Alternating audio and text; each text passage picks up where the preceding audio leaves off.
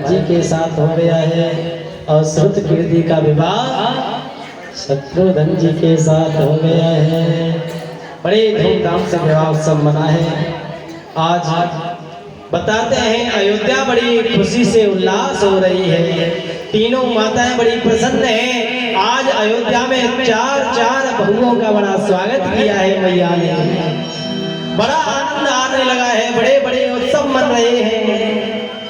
और कहते हैं जहाँ ज्यादा आनंद की अनुभूति होती है ना, आज अयोध्या में विघ्नेश्वरी देवी का प्रागट्य हो गया है।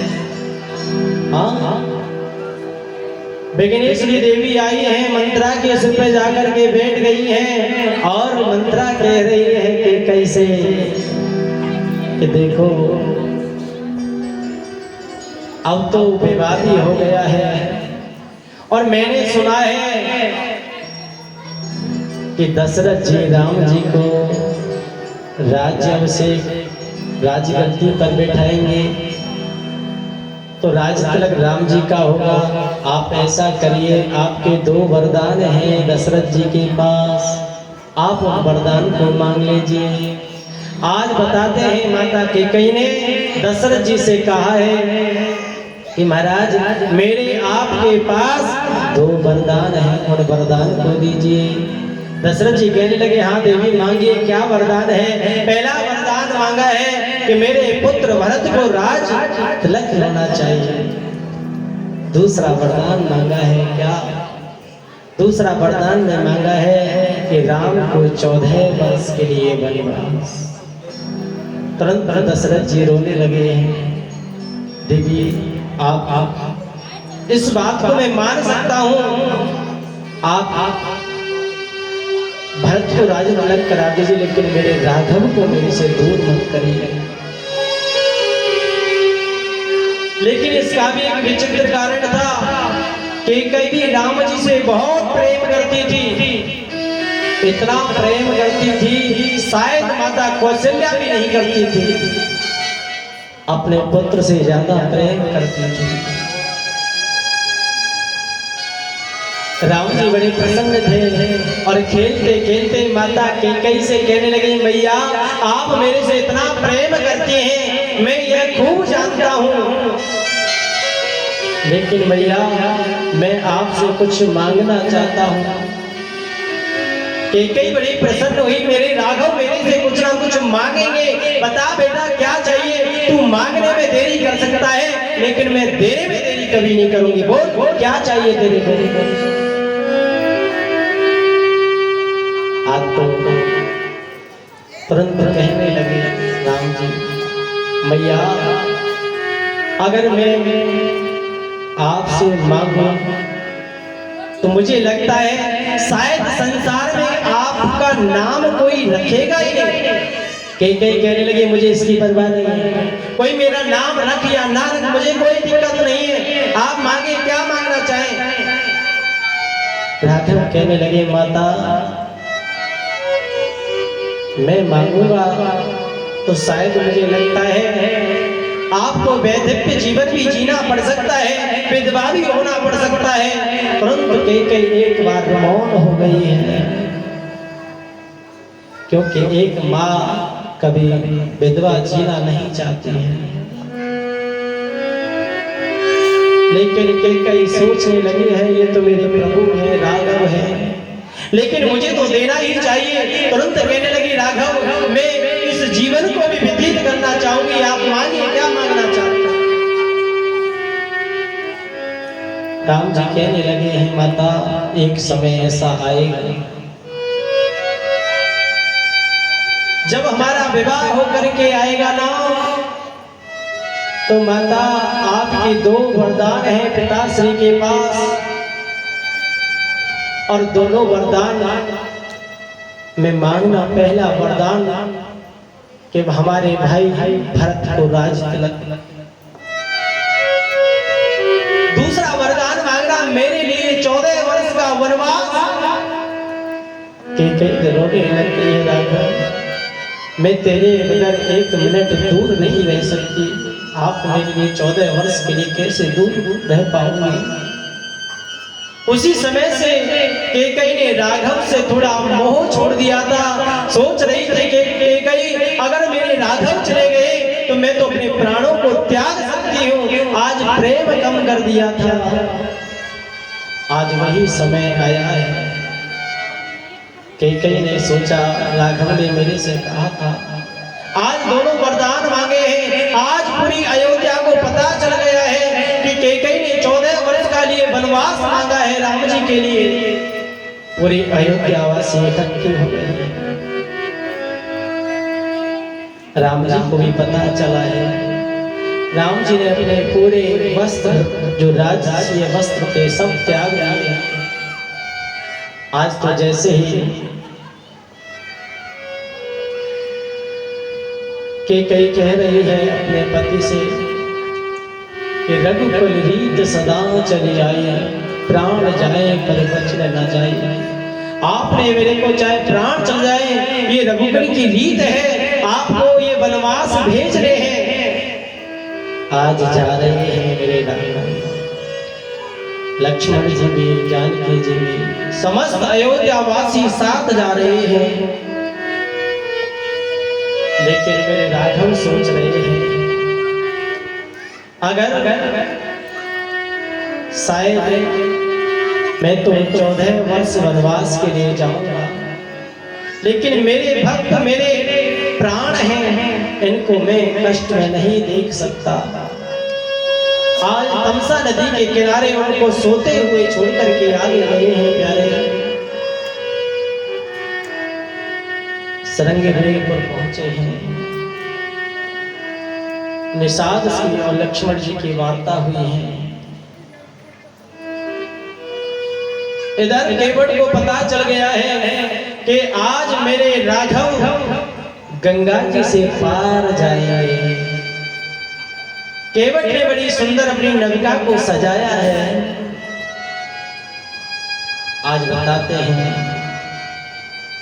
जैसे ही केवट जी नाव के पास खड़े हैं और निषाद राजा से कहा, महाराज मेरा एक वरदान था आपके पास, आज गंगा किनारे किसी की नाव नहीं लगनी चाहिए, सिर्फ मेरी ही नाव रहेगी। आज केवल एक केवट की नाव है। हाँ? केवट बैठा है। आज स्वयं भगवान कहते हैं केवट से, अरे भैया केवट जो हमें इस गंगा जी से पार उतार देगा क्या? केवट ने देखा राघव को और राघव को देखते हुए कहने लगा, महाराज मैं आपको पार नहीं उतार सकता। अरे क्यों नहीं उतार सकता भाई? अरे महाराज मैं आपको देख करके मुझे तो वह बात याद आ गई, एक पत्थर की शिला नारी बन करके उड़ गई, तो महाराज मेरी तो ये काठ की नाव है। हाँ, इससे तो मेरा जीवन यापन चलता है। अगर ये नाव भी नारी बन गई तो मैं अपनी नारी से क्या कहूँगा? कहाँ से लेके आ गए दूसरी वाली? हाँ, उसको मैं कैसे समझा पाऊंगा? महाराज मैं आपको पार नहीं उतार सकता।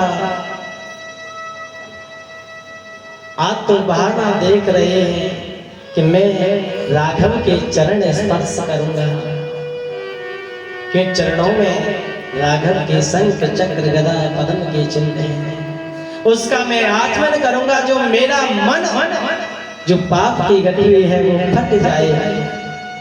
आज सोच रहे मैं राघव के चरण स्पर्श करूंगा। अरे भाई कैसी हमें परीक्षा ले ले, तू हमारा चरण धोकर के देख ले। हाँ, कभी कभी होता है। एक बार मारवाड़ में एक संत गए थे, तो एक बच्चा बड़ा प्रेम करता था संतों से जैसे प्रेम करता था ना। आज एक संत को देख करके कहने लगे, महाराज आप जैसे संत हमारे घर पर पदार्पण हो जाए तो हमारा तो घर ही शुद्ध हो जाएगा। अब संत को बड़े भाव से वो लेकर के गया। उसकी माँ की बेचारी थोड़ी अनपढ़ थी, अब मारवाड़ की थी ना। जैसे ही उसका बेटा कहने लगा मैया संत आए हैं, उनके थोड़ा सा चरण को धो लो। अब तो मैया तुरंत चरणों में प्रणाम करने लगी, कहने लगी महात्मा जी तुम्हारे खुर छूचे। महात्मा जी सोचने लगे ये क्या कह रही है, खुर कोई हम पशु हैं सो हमारे खुर कह रही है पैरों को। महात्मा जी कहने लगे अरे मैया ऐसे नहीं बोलते, ऐसे बोलोगी तो तुम्हें नरक में जाना पड़ेगा, नरक में। मैया तो बहुत सरल थी, मैया कहने लगी अरे महाराज ऐसे हमारे कहाँ भाग जो हमें नरक मिले, वो तो आप लोगों के भाग्य में है। हाँ वो इतना भी नहीं जानती नरक क्या होता है। तो प्यारे मेरे केवट जी कह रहे हैं कि मुझे आपके चरण स्पर्श करने हैं। अब तो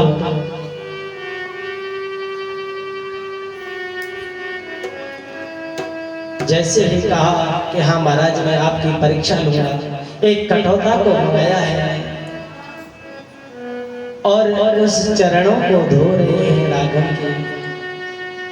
जैसे ही चरणों को धो रहे हैं ना, काफी समय हो गया धोते धोते लक्ष्मण जी कहने लगे भाई केवट इतना समय हो गया अब तो खड़ा कर दे, अभी रुक जाओ साफ तरीके से धो लेने दो। हाँ क्योंकि केवट को भी आज प्रसन्नता हो रही है कि मुझे राघव के चरणों की सेवा मिल रही है प्यारे। अब तो जैसे ही कहने लगे हाँ अब धूप गए थोड़ा सा नीचे, तुरंत राघव ने जैसे ही अपने चरण जमीन पर रखे हैं फिर धूल लग गई है। केवट कहने लगा अभी रुको, दोबारा खटोते में पैरों को रखो, मैं दोबारा धोऊंगा। अब तो बार बार धोते हैं, चरणों को धोया है, लेकिन सोच रहे हैं भाई मैं तो राम जी को गंगा जी से पार उतारूंगा और मैं भी चरणों की सेवा पा करके मैं भी पार हो जाऊंगा, लेकिन मेरे पूर्वज भी तो पार होने चाहिए।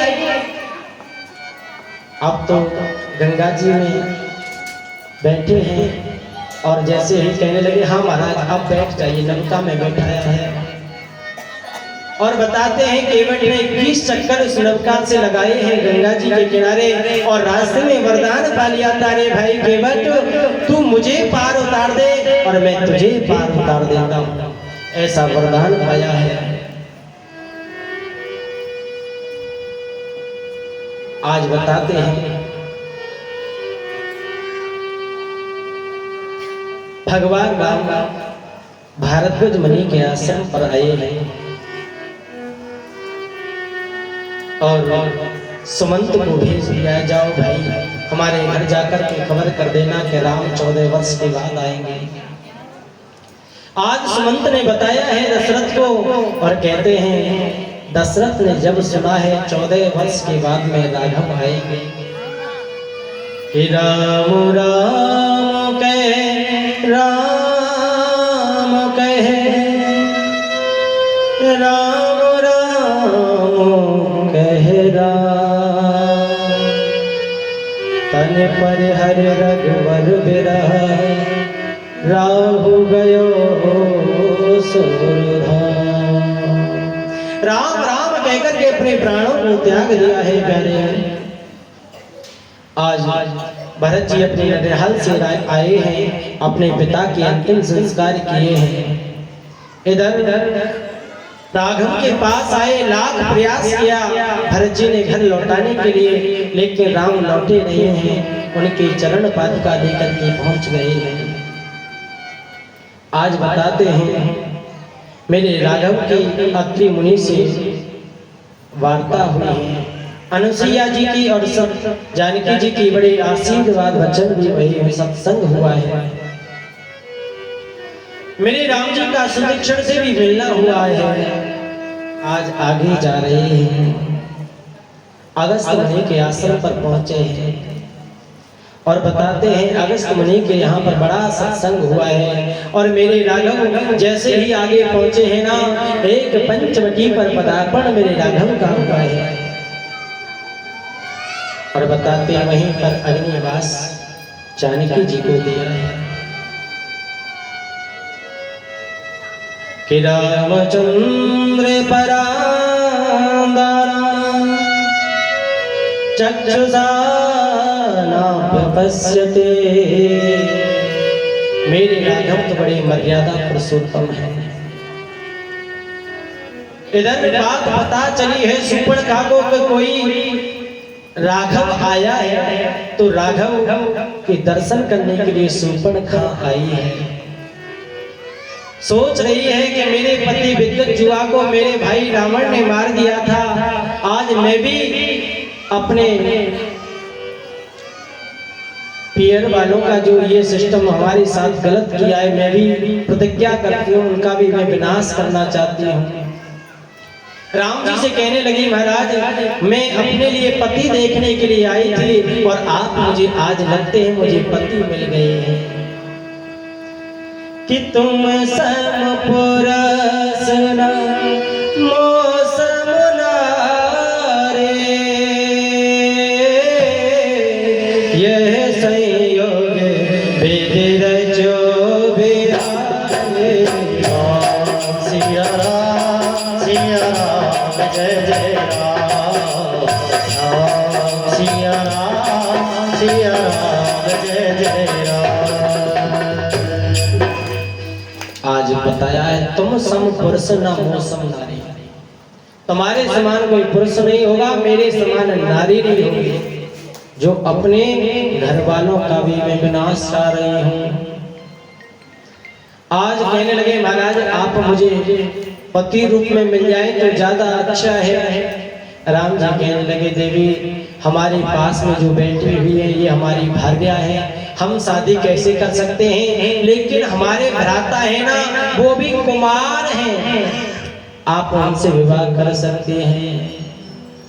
आज शूर्पणखा लक्ष्मण जी के पास गई हैं, लक्ष्मण जी से कहने लगे सुनो जो काले कलूटा बैठे हैं ना ये कह रहे थे हमसे कि आप हमसे विवाह कर लो, लेकिन मैंने तो कह दिया मैं तो काले से क्यों करूंगी, गोरे गोरे जो हमारे पास आप बैठे मैंने आपकी बोल दिया था बस। लक्ष्मण जी कहने लगे आप उनको जानते नहीं हो देवी, वो कौन है पता है, वो है अवधपति। और लक्ष्मण जी कह रहे हैं पिताजी 3 रख सकते हैं तो भाई 2 नहीं रख सकते क्या?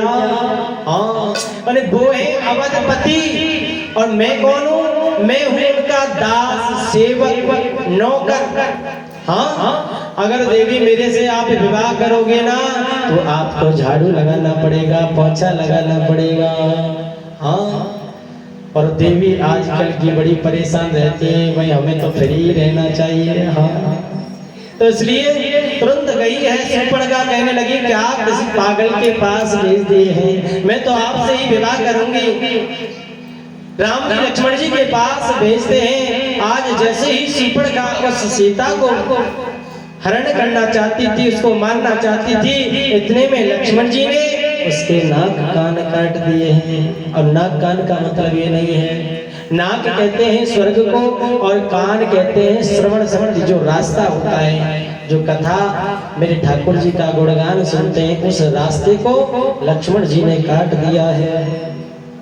आज शूर्पणखा ने अपने भ्राता खरदूषण को बताया है, खरदूषण का युद्ध हुआ है और आपस में ही बताते हैं खरदूषण का उद्धार कर दिया है मेरे राम ने। आज जैसे ही खरदूषण का उद्धार किया है, इधर शूर्पणखा अपने भाई रावण को बताया है कि भाई एक सुंदर नारी है और मैं उसको देख कर के आई थी, मैंने अपने भाई खरदूषण को बताया था, खरदूषण का उसे मार दिया है। आज मारीच से कहा है रावण ने आप जाओ और जाकर के सोने का मृग बनकर के जाना है, जिससे राम चले जाएंगे उस नारी को मैं लेकर के आऊंगा। आज बताते हैं मारीच ने खूब समझाया है कि वो परमात्मा है, लेकिन नहीं माना है। तो बताते हैं आज मारीच सोने का मृग बन करके आया है और जैसे ही उस मृग को जानकी जी ने देखा था, जानकी जी कहने लगी, अरे महाराज इस मृग को लेकर के आइए और इस मृग से तो हमारी कुटिया की शोभा बढ़ जाएगी, आप इसको लेकर के आओ। बताते हैं राघव उस मृग को लेने के लिए जाते हैं। इधर मृग भाग रहा था आगे और देख रहा था मेरे राघव को, सोच रहे थे कि जितना मैं राघव को निहार लूंगा ना उतने ही मेरे मन में शांति मिलेगी। और कह रहे हे राम। इधर सोचा जानकी जी ने कि शायद हमारे राघव पर कोई विपत्ति पड़ी है। लक्ष्मण जी से कहा तुम जाओ अपने भाई को देख कर के आओ। बताते हैं कोई लक्ष्मण रेखा खींच करके चले गए। इधर आए हैं रावण, एक वृक्ष को बन करके आए हैं। जैसे इस रेखा को लागना चाह रहे थे लेकिन रेखा में तो करंट लग गया, तुरंत पीछे हट गया। सोचने लगे भाई अब जानकी जी को बुलाया है, कहने लगे हम बधी वही की पीछा नहीं लेते। आज जैसे ही जानकी जी को पकड़ा है और अपने विमान में लेकर के रावण ले जाने लगा है। अब तो जानकी जी बड़ी पुकार करने लगी है, हे मेरे राघव, बड़ी दुलार कर रही है, पुकार कर रही है। लेकिन रावण लेकर के जा रहे थे, रास्ते में जटायु जी ने देखा है। जटायु जी सोच रहे हैं बताओ उस अबला नारी को ये लेकर के जा रहा है। आज देवता भी देख रहे हैं लेकिन देवताओं की हिम्मत नहीं है कि रावण से जानकी जी को छुड़ा सके। आज बताते हैं जटायु जी कहने लगे, अरे दुष्ट तू क्यों इसको लेकर के जाता है। अरे मेरे प्यारे, रावण ने सोचा कि मेरे से आज तक किसी ने ऐसे शब्द प्रयोग नहीं किए हैं। आज देखा है जटायु और रावण का युद्ध हुआ है। और बताते हैं ऐसा युद्ध हुआ, एक दंड के लिए रावण को बेहोश कर डाला था जटायु जी ने। एक दंड यानी 24 मिनट होते हैं, 24 मिनट तक रावण बिल्कुल बेहोश हो गया है। लोगों ने कहा था अरे भाई इसको जटायु जी इसकी आंखों को नोच लो, नहीं तो ये बेहोश से जब ये चेतन अवस्था में आएगा तो तुझे मार देगा। लेकिन जटायु कहने लगा सुनो, निहत्थे पे कभी वार नहीं करना चाहिए, ऐसा मन में भाव लिया है। आज रावण को होश आया है, अपने बल को पहचाना है, अंत में जटायु को परास्त कर दिया, उनके पंखे काट दिए हैं। जानकी जी बड़ी विलाप करती हुई जा रही थी। सुग्रीव जी को पता चला है, अनेक आभूषण फेंकती हुई गई थी। सुग्रीव जी ने वह आभूषण इकट्ठे करके अपने पास रख लिए थे। बताते हैं राम जी को पता चला है,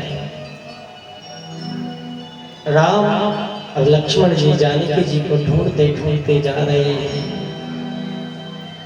आज जैसे ही जा रहे थे ना, रास्ते में जटायु जी मिले हैं। जटायु जी से वार्ता हुई है, अनेक बातें की हैं। जटायु कहने लगे वह रावण आपकी पत्नी को लेकर के गया है। आज मेरे राघव ने जटायु जी को अपना पिता कहा है, तात। आज कहने लगे हैं जटायु जी देखो बेटा, आपके पिता दशरथ भी मेरे मित्र थे। आज बताते हैं मेरे राघव ने अपने पिता दशरथ का अंतिम संस्कार नहीं किया था, आज जटायु जी का अंतिम संस्कार किया है। कह रहे हैं आगे गए हैं,